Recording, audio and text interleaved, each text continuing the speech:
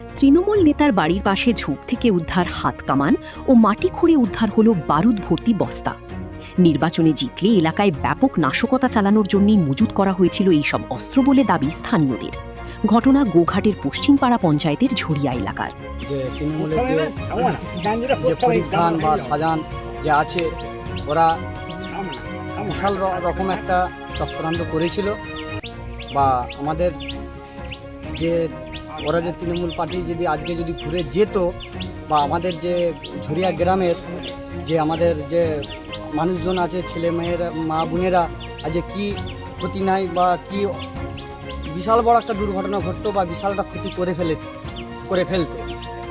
এদিন গোপন সূত্রে খবর পেয়ে গোঘাট পুলিশ গোঘাট ২ পঞ্চায়েত সমিতির কর্মাধ্যক্ষ তথা পশ্চিমপাড়া অঞ্চল তৃণমূল সভাপতি ফরিদ খানের বাড়ি থেকে প্রায় ৫০০ মিটার দূরত্বে থাকা একটি ঝোপ থেকে ৩টি হাত কামান উদ্ধার করে।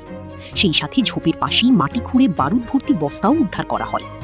অস্ত্র ও বারুদ উদ্ধারের খবর পেয়ে এলাকার মানুষ সেখানে ভিড় করেন। পাশাপাশি এই ঘটনায় এলাকায় আতঙ্ক ছড়িয়েছে। স্থানীয় মানুষদের অভিযোগ, ভোটের ফল অন্যরকম হলে এলাকায় সন্ত্রাস সৃষ্টি করার জন্য তৃণমূল এইসব অস্ত্রশস্ত্র মজুত করে রেখেছে। তৃণমূল নেতা ফরিদ ও তার ভাই মিলে গত ১৫ বছর ধরে এলাকায় সন্ত্রাস সৃষ্টি, লুটতরাজ চালিয়েছে বলে তাদের অভিযোগ।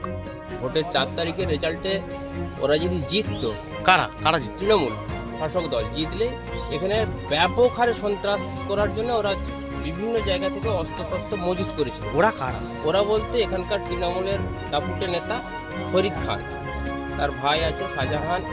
এরা হচ্ছে এই এলাকাতে, এই পশ্চিমপাড়া অঞ্চল এবং এই পাশাপাশি যে অঞ্চলগুলোতে দীর্ঘ ১৫ বছর নির্বিচারে সন্ত্রাস চালিয়ে গেছে, লুট করেছে, লোকের কাছ থেকে জরিমানা করেছে, কোটি কোটি টাকার সম্পত্তি করেছে এই ফরিদ খান। বিভিন্ন ধরনের খবরের জন্য লাইক ও সাবস্ক্রাইব করুন বাংলার কথা।